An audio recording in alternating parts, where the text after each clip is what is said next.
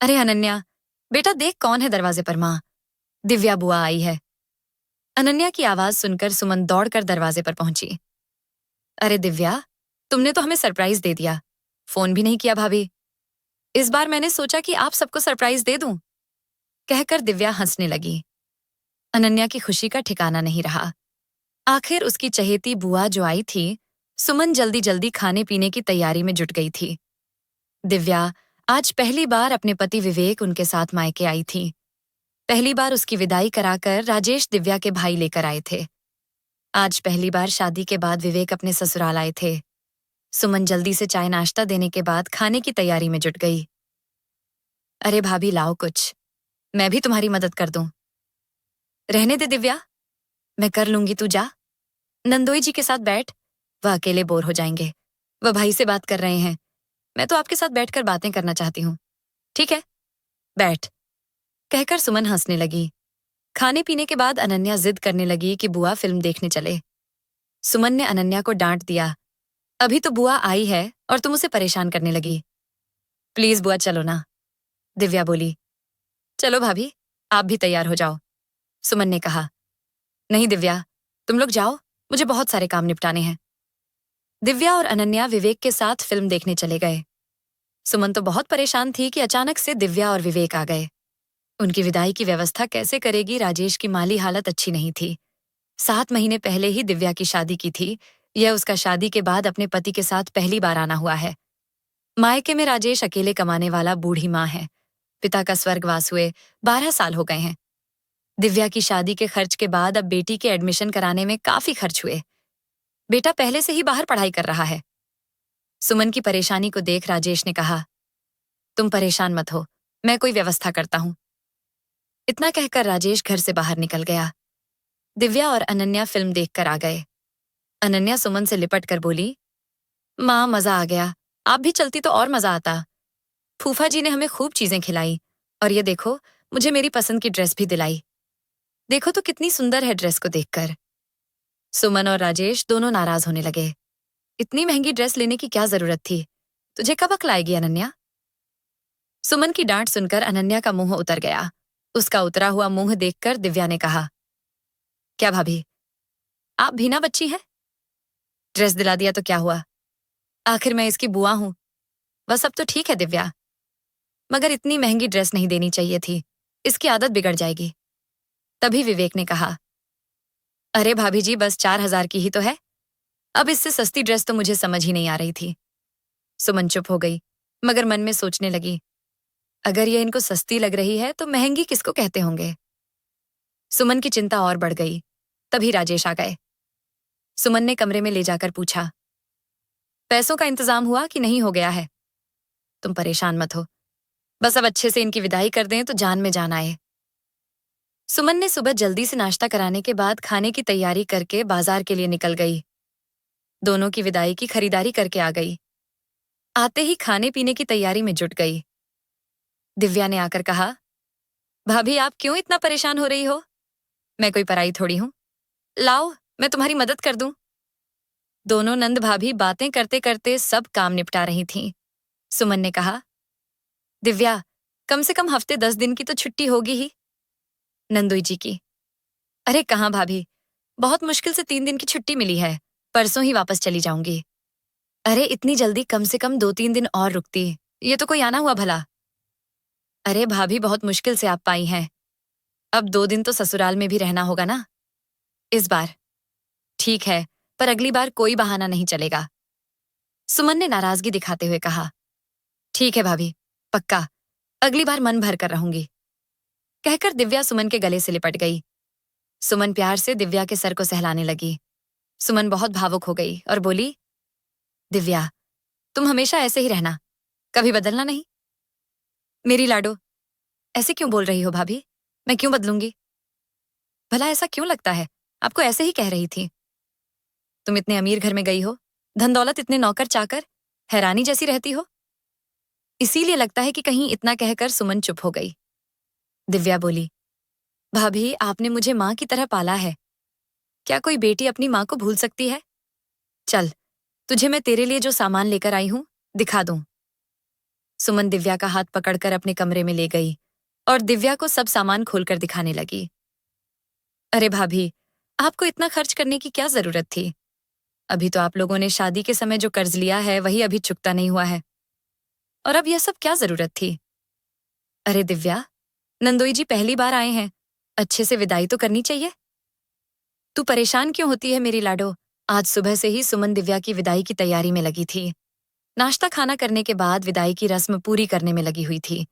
सुमन ने दिव्या और विवेक का टीका किया, शगुन दिया और फिर कपड़े देकर बोली, आशा करती हूं कि आपको पसंद आएंगे। और बोली, हमसे कुछ कमी रह गई हो तो क्षमा करिएगा। दिव्या बोली, अरे भाभी ऐसा मत बोलो, आपने तो इतना किया है, कमी किस बात की? तभी विवेक ने तपाक से कहा, अरे दिव्या, ये तो इनका फर्ज है, कमी की क्या बात है भाभी, मैं तो बस शगुन समझकर ले रहा हूं। दिव्या तो जानती है कि मैं इस तरह के कपड़े पहनता ही नहीं हूं। यह सुनकर दिव्या एकदम से चुप होकर सुमन को देखने लगी। सुमन की आंखों में आंसू आ गए। भारी मन से बोली, थोड़ा इस समय दिक्कत चल रही है नंदोई जी, जितना हो सका हमने किया, स्वीकार कर लीजिए।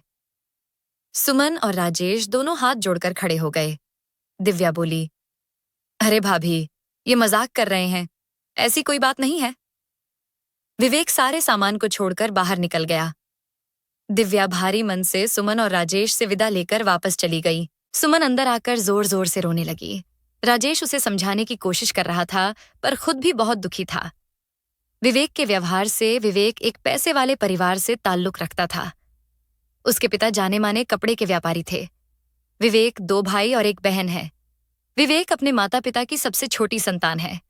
विवेक अपनी जॉब से एक कंपनी में नौकरी करने लगा था, जबकि उसके परिवार वाले चाहते ही नहीं थे कि विवेक नौकरी करें। घर में किसी चीज की कमी नहीं थी। नौकर चाकर ऐशो आराम में पला बड़ा है।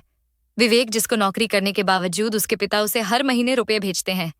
नौकरी तो विवेक केवल मजे के लिए करता है, क्योंकि उसे एक जगह बंद कर बैठना पसंद नहीं है। पैसों की कीमत बिल्कुल भी नहीं समझता है। विवेक के पिता एक अच्छे व्यापारी तो हैं, मगर किसी की मदद करना उनकी फितरत नहीं है। दिव्या को उन्होंने एक शादी में देखा था। उसकी सुंदरता उनको बहुत ही ज्यादा भा गई थी, लेकिन शादी में दहेज की खूब मांग की। राजेश ने भी अपनी इकलौती बहन की खुशियों के लिए किसी भी चीज में समझौता न करते हुए जी खोलकर खर्च कर दिया, शादी में अपनी हैसियत से भी ज्यादा, बस इसी आशा में कि उसकी बहन सदा खुश रहे। मगर आज विवेक के इस व्यवहार से काफी आहत हो गया था और कहने लगा कि सुमन, तुम सही कहती थी कि शादी हमेशा अपनी बराबर वाले में ही करनी चाहिए। मैंने अपनी हैसियत से बहुत ज्यादा के सपने देख लिए, जिसे अब शायद कभी निभा नहीं पाऊंगा। सुमन ने कहा, आप दुखी मत हो, सब ठीक हो जाएगा। उधर दिव्या विवेक के व्यवहार से काफी दुखी थी, मगर करती भी क्या। जब से शादी के बाद अपने ससुराल में सिर्फ पैसे का रुतबा और पैसे की भाषा देखा सुना है। यहां आपसी प्रेम कम, पैसों से प्रेम ज्यादा करते हैं। वह यह भी जानती थी कि यहां उसकी बात को कोई महत्व नहीं देगा। इसी कारण उसने विवेक को समझाना व्यर्थ समझा। अब तो धीरे धीरे उसे अपने मायके का मोह भी खत्म करना पड़ा, क्योंकि विवेक ने सीधे मना कर दिया था कि तुमको जाना हो तो जाओ, मुझे कभी मजबूर नहीं करना, मैं वहां जाने वाला नहीं। दिव्या की मां का देहांत हो गया था, तब भी दिव्या को अपने ड्राइवर के साथ भेज दिया था। दिव्या ने सबसे यही बहाना बनाकर बताया कि वह बहुत जरूरी काम की वजह से नहीं आ पाए। सुमन और राजेश तो समझ गए थे कि विवेक नहीं आना चाहते हैं। मां के जाने के बाद तो अब दिव्या का मायके में लगभग आना ही बंद हो गया था। अब दिव्या कभी कभी फोन से ही बात कर लेती थी। सुमन जब भी आने को कहती, दिव्या कुछ ना कुछ बहाना बना देती और दुखी होकर सोचने लगती कि कब तक वह अपने भाई भाभी से झूठ बोलती रहेगी। सभी अपनी अपनी गृहस्थी में व्यस्त हो गए। 2 साल के बाद दिव्या के घर किलकारी गूंजी। सुमन और राजेश की खुशी का ठिकाना नहीं रहा। खुशी खुशी जाने की तैयारी में जुट गए। भांजे के लिए ढेरों सामान लेकर पहुंच गए मिलने, मगर शायद दिव्या के ससुराल वालों को अच्छा नहीं लगा। बस दिव्या की सास ने ही उनसे बातचीत की। सुमन और राजेश को काफी दुख पहुंचा और वह भारी मन से वहां से चले आए। क्योंकि से उन्नाव जिले की दूरी कोई ज्यादा नहीं थी, तो इन लोगों ने रुकना उचित नहीं समझा और कोई रोकने वाला भी नहीं था। सिवाय दिव्या की सास के देखते देखते समय अपने पंख लगाकर उड़ गया। आज राजेश के बेटे राहुल का प्लेसमेंट एक छोटी कंपनी में हो गया है। सभी इसी बात से खुश है कि इस महामारी में अगर नौकरी मिल गई है तो समझो बहुत खुशकिस्मत है राहुल। राहुल को दिल्ली में नौकरी ज्वाइन करना है। राहुल खुशी खुशी दिल्ली के लिए चला गया। अनन्या का भी बीटेक फाइनल ईयर है। उसका भी प्लेसमेंट शुरू हो गया था। उम्मीद थी कि उसको भी कहीं ना कहीं नौकरी मिल जाएगी। अनन्या के कॉलेज में दीपावली की छुट्टी हो गई थी। पूरा परिवार इकट्ठा हुए। राजेश ने सुमन से कहा कि अब अनन्या की शादी के लिए हमें प्रयास करना चाहिए। राजेश ने कहा कि मेरी नजर में 2-3 रिश्ते भी हैं। अगर तुम कहो तो बात शुरू करें। सुमन ने कहा, अभी तो हमने दिव्या की शादी के लिए जो कर्ज लिया है वही अभी चुकाना बाकी है, तो अब हम अनन्या की शादी के लिए और कर्ज कैसे लेंगे और कैसे उतारेंगे सुमन? शादी तो हमें करनी ही है। आज नहीं तो कल यह समस्या तो आनी ही है। और अगर अच्छा रिश्ता हाथ से निकल गया तो मिलना बहुत मुश्किल हो जाएगा। और फिर तुरंत शादी हो ही कहाँ रही है। सुमन ने एक लंबी सांस लेकर कहा, ठीक है, जैसा आप ठीक समझे। राजेश ने सुमन से कहा, क्यों ना हम लोग इसी समय बातचीत की शुरुआत करें। दिन भी अच्छे चल रहे हैं और बच्चों की छुट्टी भी है। सुमन ने कहा, ठीक है, आप उनसे कल ही बात कर लीजिए। दूसरे दिन राजेश ने लड़के वालों से बातचीत शुरू की। वो लोग भी अनन्या को देखने के लिए तैयार हो गए। राजेश ने सुमन से कहा कि कल ही वो लोग अनन्या को देखने आने वाले हैं। सुमन ने अनन्या को बुलाया और कहा कि बेटा, कल तुम्हें लड़के वाले देखने आने वाले हैं।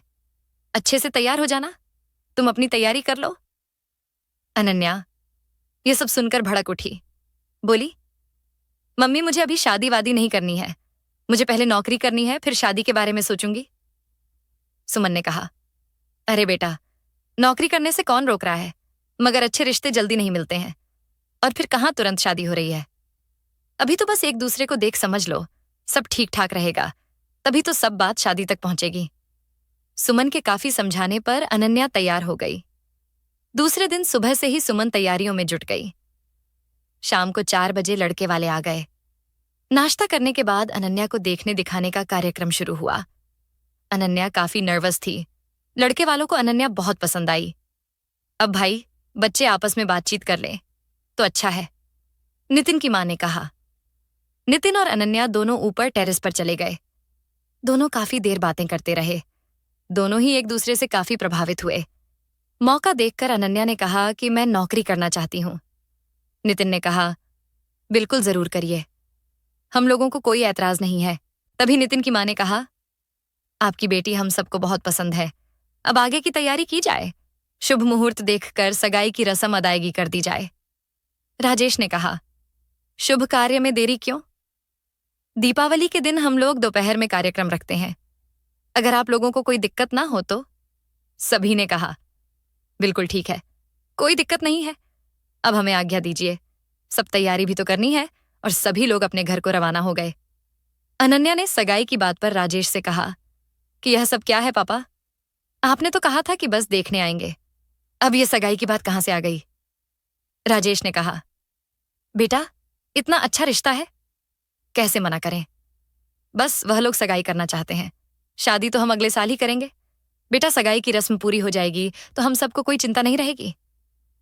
अनन्या मन महसूस कर रह गई। आखिर बोले भी तो क्या।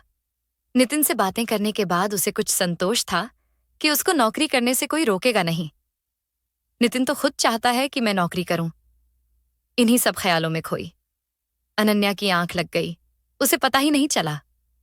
सुबह सुमन ने आवाज लगाई तो अनन्या की आंख खुल गई। सुमन ने कहा, बेटा, जल्दी से सब काम निपटाकर बाजार भी चलना है, अंगूठी पसंद करना है और भी खरीदारी करनी है। तू जल्दी से नहा धोकर तैयार हो जा। सभी लोग काम निपटाने में व्यस्त हो गए। दीपावली के 2 दिन पहले ही सारी खरीदारी करने के बाद सबने मिलकर गिफ्ट पैक वगैरह की तैयारी कर ली थी। इस महामारी के चलते बस घर के ही लोगों को आमंत्रित किया गया, बाहरी किसी भी व्यक्ति को नहीं बुलाया गया। एक तो महामारी, दूसरे त्योहार की वजह से कोई आना भी नहीं चाहता था। वैसे भी लिमिटेड लोगों को बुलाने का आदेश भी जारी, इसीलिए भीड़ भी नहीं करनी है।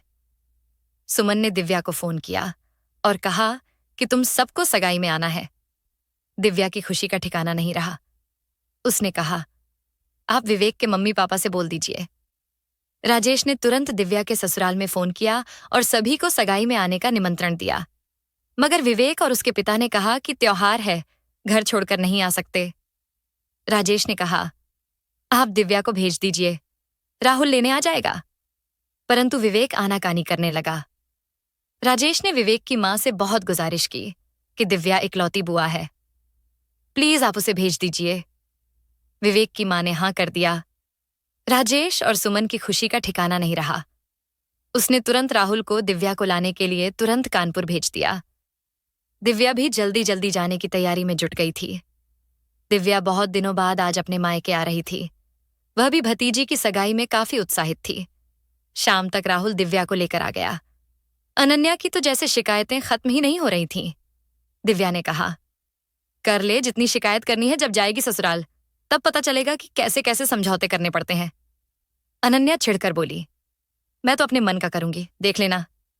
दिव्या हंसने लगी और बोली, जरूर देखूंगी मेरी लाडो। इस बात पर सब हंसने लगे। बातें करते करते रात के 1 बज गए। राजेश ने कहा, क्या बात है, आज तो किसी को नींद ही नहीं आ रही है। सब सो जाओ, सुबह बहुत सारे काम हैं। मन मारकर सोने चले गए सब। सुबह सुबह ही सुमन ने सबको चाय के लिए उठा दिया और बोली, जल्दी से नहा धोकर तैयार हो जाओ, दोपहर में सगाई का कार्यक्रम शुरू हो जाएगा और अभी बहुत सी तैयारी बाकी है। दिव्या ने कहा, भाभी सगाई घर में है कि मैरिज लॉन में? अरे दिव्या, घर में दिक्कत होती, इसीलिए पास वाले मैरिज लॉन में बुकिंग है। बस हम सबको वहां चलना होगा, बाकी सब व्यवस्था लॉन वाले ही करेंगे। अरे भाभी, मेरी सगाई जहां हुई थी वहां क्यों नहीं बुक किया? दिव्या, वह हॉल बहुत महंगा पड़ रहा था और अभी तो शादी ब्याह में बहुत खर्चा होगा, बस इसीलिए मुझे तो पता है। अभी तेरे भाई पर बहुत कर्ज है चुकाने वास्ते। दिव्या बोली, अरे भाभी, शादी की चिंता क्यों करती हो? मैं विवेक से कहूंगी कि पापा जी से कुछ मदद करने के लिए कहें। आखिर अनन्या की मैं बुआ हूं, इतना तो बनता है, मेरा अधिकार है सुमन को। दिव्या की से तसल्ली तो बहुत हुई, मगर बोली, क्या नंदोई जी हमारी मदद करने को तैयार हो जाएंगे? दिव्या बड़े विश्वास से बोली, क्यों नहीं करेंगे भाभी, जरूर करेंगे। सुमन को दिव्या की इस बात से बहुत तसल्ली हुई। फिर सब सगाई की तैयारी में जुट गए। सुमन ने कहा, दिव्या तुम्हारे पिता को तैयार करो, मैं और काम देख लेती हूं। सब लोग तैयार होकर जल्दी से मैरिज लॉन में पहुंचो, मैं जा रहा हूं। लड़के वाले आ रहे होंगे, उनके स्वागत के लिए राहुल और मेरा होना जरूरी है। कहकर राजेश और राहुल दोनों मैरिज लॉन चले गए। थोड़ी देर में सुमन और अनन्या दिव्या भी तैयार हो गए। सुमन ने अनन्या को जैसे ही देखा बोल पड़ी, कितनी सुंदर लग रही है मेरी लाडो। दिव्या तो नक्कर बोली, तैयार किसने किया है भाभी, आखिर भतीजी है, मेरी सुंदर तो लगेगी ही ना। हाँ भाई हाँ, मेरी तो दोनों ही लाडो विश्व सुंदरी हैं। कहकर तीनों हंसने लगी। सुमन बोली, अब बातें बंद करो, जल्दी चलो, नहीं तो बहुत डांट पड़ेगी। तुम्हारे पापा से और तीनों मैरिज लॉन के लिए निकल गए। इनके पहुंचने के थोड़ी देर बाद ही नितिन और उसके परिवार वाले भी आ गए। आओ भगत। नाश्ता पानी के बाद चाय का और फिर सगाई का कार्यक्रम शुरू हुआ। खूब हंसी ठिठोली करते हुए पूरा कार्यक्रम बीता। दोनों ही पक्षों ने खुशी के साथ इस कार्यक्रम को संपन्न किया। शाम को लक्ष्मी पूजन की वजह से जल्दी सब लोग एक दूसरे से विदा होकर अपने घर आ गए। घर आकर सब पूजा की तैयारी में जुट गए। शाम को खूब आनंदपूर्वक दिए जलाए और पटाखे जलाए। सबको आज डबल खुशी का आनंद आ रहा था। पड़ोसी बधाइयां देने लगे तो सुमन ने सबको मिठाई खिलाकर खुशी का इजहार किया। राजेश और पूरे परिवार ने नितिन के परिवार को दीपावली की शुभकामनाएं दी और नितिन के पापा करण जी ने आगे की बात करने के लिए समय मांगा। करण जी ने कहा कि जब आप चाहें, अब तो हम संबंधी हैं, आपको आज्ञा लेने की कोई आवश्यकता नहीं है। राजेश ने कहा, जी बस 2-3 दिन में हम आपसे मिलने आ रहे हैं। अच्छा जी, बिल्कुल आपका स्वागत है। हमारे घर में सुमन ने आवाज लगाई, चलिए सब लोग खाना लगा दिया है और सब लोग खाने बैठ गए। दिव्या खाने के समय भी अनन्या को छेड़ने में लगी थी। प्लीज बुआ बस भी करो, कितना चिढ़ाओगी मुझे। इतना सुनते ही सब हंसने लगे। दिव्या बोली, कल मैं चली जाऊंगी तो सोचा सारी कसर ही पूरी कर ले। सब जोर से हंसने लगे। अनन्या भी हंसने लगी। दूसरे दिन सुबह ही नाश्ता पानी करने के बाद राहुल दिव्या को छोड़ने चला गया। राजेश और सुमन 2 दिनों बाद नितिन के घर गए। सभी ने बहुत अच्छे से स्वागत किया। राजेश ने बात आगे बढ़ाते हुए पूछा कि आपकी कोई डिमांड हो तो बता दीजिए। हमें करण जी ने कहा, आपकी कृपा से हमारे घर में किसी चीज की कमी नहीं है। बस हमारी एक ही डिमांड है कि आप हमारे बारातियों का स्वागत अच्छे से करें और शादी किसी अच्छे मैरिज लॉन में करें। यहाँ थोड़ी जगह की कमी महसूस हो रही थी। और हाँ, शादी भी हमें जल्दी ही करनी है। बस खरमास समाप्त होते ही जो पहला मुहूर्त निकलेगा, बस उसी में कर देंगे। राजेश थोड़ा परेशान हो गया। वह बोले, इतनी जल्दी थोड़ा और समय मिल जाता तो हमें सहूलियत होगी। करण जी ने कहा, मेरी भी मजबूरी है। नितिन को 1 साल के लिए विदेश जाना है। मैं चाहता हूं कि उसके जाने से पहले शादी हो जाए, वरना शादी काफी आगे बढ़ जाएगी। शादी ब्याह में ज्यादा देर नहीं करनी चाहिए, ऐसा मेरा अनुभव है, विचार भी है। राजेश ने कहा, आपकी बात तो सही है, मगर इतनी जल्दी सारी तैयारियां कैसे संभव होंगी? करण जी ने कहा, आप परेशान ना हो, मैरिज लॉन वाला मेरा परिचय वाला है, वह कोई दिक्कत नहीं होने देगा। राजेश ने कहा, ठीक है, फिर हम अब विदा लेते हैं। बाकी की बुकिंग वगैरह की तैयारी करनी होगी, नहीं तो बाद में बहुत दिक्कत होती है। राजेश और सुमन वापस आ गए। राजेश को परेशान देखकर सुमन बोली, क्या बात है, कुछ तो बताइए मुझे। राजेश बोला, इतनी जल्दी शादी की डेट पड़ रही है, कैसे मैनेज होगा? सबसे बड़ी समस्या तो पैसों की है। सुमन बोली, दिव्या से बात करूं क्या? वह कह रही थी कि पैसों की जरूरत हो तो बताना भाभी, विवेक उनके पापा से कहकर व्यवस्था करवा देगी। अरे नहीं सुमन, वो लोग वैसे भी हमें पसंद नहीं करते और यह पैसे की बात कुछ उचित नहीं लगती है। मुझे अगर मना कर दिया तो खामखा में दुख होगा।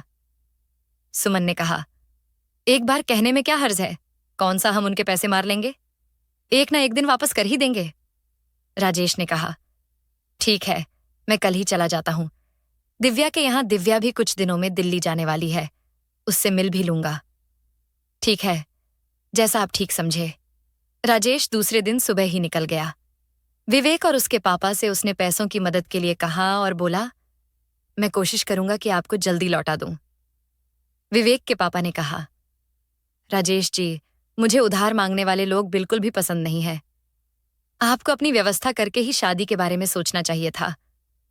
इस महामारी काल में वैसे भी बहुत नुकसान हुआ है व्यापार में, और अगर मैं सबको उधार देने लगा तो मेरा धंधा तो चौपट हो जाएगा। राजेश बहुत अपमानित महसूस कर रहा था। फिर उठते हुए बोला, आप इजाजत दीजिए, और वापस आ गया। सुमन ने राजेश का उतरा हुआ चेहरा देखकर बोला, क्या हुआ, आप कुछ उदास लग रहे हैं? राजेश ने वहां पर हुई सारी बात बताई। सुमन को भी बहुत बुरा लगा था। उसने दिव्या को फोन करके सारी बात बताई।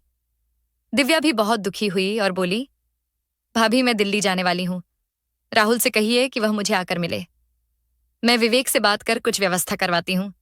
राजेश ने कहा, कहीं विवेक को बुरा ना लगे। दिव्या ने कहा, आखिर मेरा भी कुछ अधिकार है। राहुल दिल्ली पहुंचकर दिव्या को मिलने पहुंचा। दिव्या विवेक से अनन्या की शादी में मदद करने को बोला। विवेक भी भड़क गया और बोला, पैसे पेड़ पर नहीं उगते हैं, क्या पता हम दे और उनकी औकात ही नहीं हो। लौट आने की तो तुम्हें अपने मायके के अलावा भी कुछ दिखाई नहीं देता कि नहीं? राहुल बाहर सब सुन रहा था। काफी बुरा लगा उसे। वह बिना बोले ही वापस चला गया। दिव्या ने कहा, आप इस तरह से मत बोलिए, मेरे मायके वालों को राहुल सुनेगा तो क्या सोचेगा? विवेक ने कहा, सोचता है तो सोचे, मुझे क्या। दिव्या जल्दी से बाहर आई तो उसने देखा राहुल बिना बताए ही चला गया। दिव्या को बहुत दुख हुआ। दिव्या ने तुरंत राहुल को फोन किया, मगर राहुल ने रिसीव नहीं किया। दिव्या ने सुमन को फोन किया और सारी बात बताई और माफी मांगने लगी। सुमन ने कहा, माफी क्यों मांग रही है? तूने प्रयास किया है? वह नहीं मान रहे तो तेरी क्या गलती? तू अपनी गृहस्थी में कोई दिक्कत नहीं डाल, हम लोग कोई व्यवस्था कर लेंगे तो चिंता मत कर। सुमन ने राजेश को सारी बात बताई। राजेश ने कहा, शादी करनी है तो इंतजाम तो करना ही होगा। सुमन, देखो तुम्हारा फोन आ रहा है। राजेश ने कहा, हाँ देखती हूं राहुल। बेटा बोल, क्या बात है मां? मुझे एक नई कंपनी में नौकरी मिल गई है और पैकेज भी बहुत अच्छा है। ये तो बहुत खुशी की बात है। सुमन बोली, राहुल ने अनन्या की शादी तक काफी पैसों की व्यवस्था हो जाएगी। पापा से कहो बिल्कुल भी परेशान ना हो। हाँ बेटा बिल्कुल, भगवान सब चाहेंगे तो अच्छा ही होगा। राजेश ने सुना तो काफी राहत महसूस किया। उसने फिर भी शादी में बहुत से खर्च होते हैं। अनन्या अपने पापा मम्मी की परेशानी को देखकर उसने चुपके से नितिन को फोन किया और कहने लगी कि आप शादी की डेट आगे बढ़ा दीजिए। नितिन ने पूछा। कोई समस्या है क्या? अनन्या ने संकोच करते हुए कहा कि जो समस्या है वह शायद आपको नहीं समझ आएगी। नितिन झट से बोला, रुपयों पैसों की समस्या है ना? अनन्या चुप हो गई। नितिन ने कहा, अनन्या, मैं तुमसे बाद में बात करता हूं। नितिन ने तुरंत अपने मम्मी पापा से बात की। करण जी एक सुलझे हुए इंसान हैं। उन्होंने तुरंत फोन करके राजेश और सुमन को अपने घर बुलाया। दोनों बहुत घबरा गए कि कहीं कुछ डिमांड तो नहीं करने वाले हैं। दोनों जल्दी से तैयार होकर करण जी के यहां पहुंचे। दोनों को परेशान देखकर करण जी मुस्कुरा दिए और बोले, घबराइए नहीं, आप लोग बस आपसे मिलने की इच्छा हुई, इसीलिए बुला लिया। पहले आप चाय नाश्ता करिए। सभी ने चाय पी। करण जी ने कहा, देखिए राजेश जी, अब हम संबंधी बन रहे हैं, इसीलिए आपकी इज्जत हमारी इज्जत है। हमें पता चला है कि आपकी आर्थिक स्थिति अच्छी नहीं है, इसीलिए हम थोड़ी मदद करना चाहते हैं आपकी। अगर आप लोगों को बुरा ना लगे तो राजेश ने कहा, आपसे कैसे मदद ले सकते हैं? हम आप लड़के वाले हैं, हमें तो देना चाहिए। ले कैसे सकते हैं? क्यों नहीं ले सकते? करण जी ने कहा, देखिए, मैरिज लॉन को केवल आप नहीं, हम दोनों मिलकर बुकिंग करते हैं। आपका आधा खर्च बच जाएगा। मैं अपने बारातियों को कम नहीं कर सकता, मगर खाने पीने में भी मैं आधा खर्च करूंगा। मैं अलग से रिसेप्शन देने वाला था, अब मैं इसी में कर दूंगा तो आपको इससे भी राहत मिलेगी। रहा व्यवहार का तो उसकी भी कोई दिक्कत नहीं, बस आप सिर्फ मेरे परिवार को भी जो व्यवहार करना हो करिएगा, बाकियों का हम खुद निपट लेंगे उन्हें। यह बोलकर कि सबका एक साथ ही मुझे दे दिया गया है। जैसे जैसे करण जी बोल रहे थे, राजेश और सुमन दोनों ही आश्चर्य से उन्हें देख रहे थे। करण ने कहा, अब और भी कोई दिक्कत तो रही नहीं, तो बताइए मुझे। राजेश ने कहा, आप मजाक तो नहीं कर रहे हैं मुझसे? करण जी हंसकर बोले, अरे भाई, अनन्या मेरी बहू बनने वाली है और अपनी बहू के घर वालों को दुखी करके हम अपनी खुशियां मनाएं, ऐसा भला कैसे हो सकता है? राजेश और सुमन की आंखों में आंसू आ गए। दोनों ही हाथ जोड़कर कहने लगे कि मेरी बेटी बहुत ही भाग्यशाली है कि उसको इतना अच्छा परिवार मिला, हम धन्य हो गए। करण जी ने राजेश को गले लगाकर कहा कि हाथ मत जोड़िए, बस खुशी खुशी बेटी की शादी की तैयारी करिए। राजेश और सुमन उनसे विदा लेकर अपने घर आ गए। उनके आने पर अनन्या ने पूछा, पापा क्यों बुलाया था आपको? सुमन बोली, अरे मेरी लाडो, तू तो बहुत भाग्यशाली है, इतना अच्छा ससुराल मिला है तुझे, हम तो धन्य हो गए। अनन्या बोली, ऐसा क्या हुआ है मम्मी जो आप ये सब बोल रही हैं? सुमन ने वहां की सारी बात बताई और फिर बोली कि आखिर उन्हें हमारी परेशानी के बारे में पता कैसे चला। अनन्या चुप थी। सुमन बोली, अनन्या, कहीं तुमने नितिन से कुछ कहा तो नहीं? अनन्या ने नितिन से हुई सारी बात बताई और बोली, नितिन जी ने मेरी परेशानी कितने अच्छे से दूर कर दी है ना। मम्मी, बिल्कुल सही कहा। लाडो नितिन और उनके परिवार वाले बहुत ही अच्छे विचारों वाले हैं, हमें खुशी है तुझे इतना अच्छा परिवार मिला है। सुमन और राजेश की बलाएं ले जा रही थीं। आज राजेश को बहुत राहत महसूस हो रही थी। शादी के लगभग आधे खर्चे कम हो गए थे। अब तो राहुल की तनख्वाह भी काफी अच्छी हो गई थी, तो थोड़ी चिंता से और मुक्ति मिल गई थी। दिन बीतते देर नहीं लगती।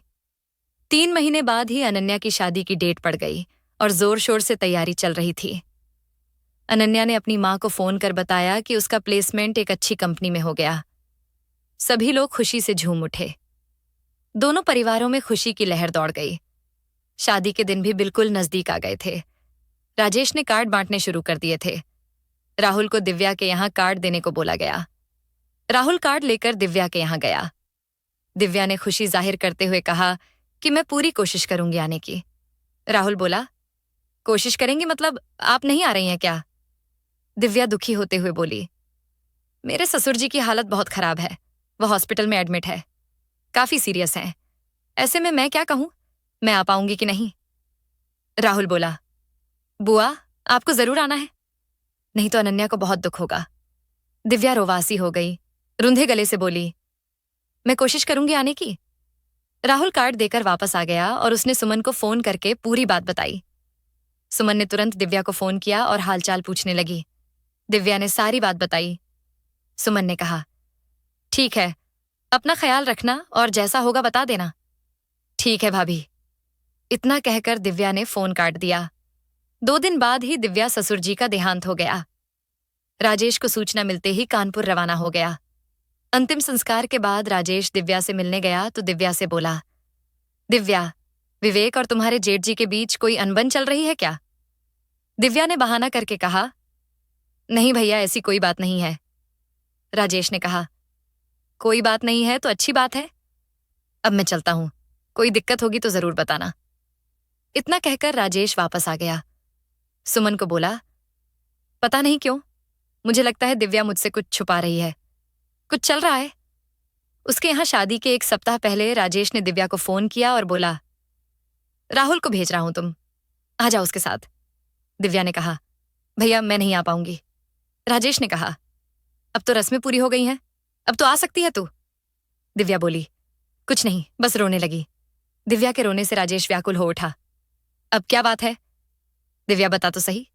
दिव्या बोली, बस समझ लो कि हमारी जिंदगी में अंधेरा हो गया और फोन काट दिया। राजेश ने सुमन से कहा कि मैं दिव्या से मिलने जा रहा हूं, मुझे लगता है वह लोग किसी मुसीबत में हैं। राजेश तुरंत सामान रखकर कानपुर के लिए निकल पड़ा। सुमन ने दिव्या को सूचना दी तो दिव्या ने कहा, भाभी हम लोग दिल्ली में हैं। सुमन ने राजेश को फोन किया और बताया कि आप दिल्ली जाओ, दिव्या कानपुर में नहीं है। राजेश सीधे दिल्ली निकल गया। दिव्या ने राजेश को देखते ही रोना शुरू कर दिया। राजेश ने कहा, विवेक कहाँ है भैया? विवेक हॉस्पिटल में भर्ती हैं। राजेश ने कहा, क्या हुआ है? विवेक को दिव्या ने बताना शुरू किया, भैया हमारे जेठ जी ने पापा और विवेक के साथ बहुत बड़ा धोखा किया। उन्होंने धोखे से सब कुछ अपने नाम कर लिया, घर व्यापार सब कुछ। इसी कारण ससुर जी को अटैक आया था और वह इस सदमे को बर्दाश्त नहीं कर पाए। और अब विवेक को जब पता चला कि इनके नाम कुछ भी नहीं है तो विवेक को काफी मानसिक आघात पहुंचा है, उनको भी एडमिट कराना पड़ा। विवेक कभी भी पैसों की कीमत नहीं समझते थे, बस कहते थे कि पापा है तो क्या। गम है, जो थोड़ा बहुत बचाया था वह पापा के इलाज में लग गया। अब मैं कहाँ जाऊं, क्या करूं, मुझे कुछ सूझ नहीं रहा है। राजेश ने कहा, मेरे रहते हुए तुझे सोचने की क्या जरूरत है लाडो, चलो हॉस्पिटल। हॉस्पिटल पहुंचकर राजेश ने डॉक्टर से बात करके विवेक को अपने साथ ले जाने के लिए राजी कर लिया। डॉक्टर ने उन्नाव के ही एक अच्छे डॉक्टर का कांटेक्ट नंबर दिया। राजेश विवेक और दिव्या को लेकर उन्नाव पहुंचा और एडमिट कराया। दिव्या अपने बच्चे के साथ घर आ गई। राजेश के दोस्त और पड़ोसियों ने इस बीच बहुत मदद की। राहुल और अनन्या के परिवार वालों ने शादी का अरेंजमेंट संभाल लिया। शादी के 1 दिन पहले डॉक्टर ने 1 दिन के लिए विवेक को रहने की इजाजत दी, मगर पूरी हिदायत के साथ शादी धूमधाम से संपन्न हुई। अनन्या अपने ससुराल चली गई। इधर विवेक को अपने इलाज के खर्च की चिंता सता रही थी। 1 हफ्ते बाद विवेक को डॉक्टर ने डिस्चार्ज कर दिया। विवेक ने पूछा, नर्स कितना बिल बना है? नर्स ने कहा, आपके बिल का पेमेंट हो गया है। विवेक ने पूछा, किसने किया? नर्स बोले, मिस्टर राजेश ने। तब तक राजेश आ गया। विवेक को घर ले जाने के लिए घर पहुंचकर विवेक ने कहा, भैया मैं दिल्ली जाना चाहता हूं। राजेश ने कहा, पहले आप पूरी तरह से स्वस्थ हो जाइए, फिर चले जाइएगा। विवेक ने कहा, नहीं भैया, मैं और आप पर बोझ नहीं बनना चाहता हूं। वैसे भी मेरे कारण आपका बहुत खर्च हो गया है, मैं धीरे धीरे चुकाने की कोशिश करूंगा। राजेश ने कहा, अरे विवेक, कौन सा कर्ज चुकाने की बात कर रहे हैं? दिव्या मेरी बहन है और बहन अगर कष्ट में हो तो भाई कभी खुश रह सकता है। भला विवेक ने एकदम से राजेश के पैर पकड़ लिए। मुझे माफ कर दीजिए भैया, मैं अपने के पर बहुत शर्मिंदा हूं। मैंने आप लोगों के साथ बहुत बुरा बर्ताव किया, इसीलिए मुझे ईश्वर ने ऐसी सजा दी। मुझे अपने पापा के पैसे पर बड़ा गुरूर था।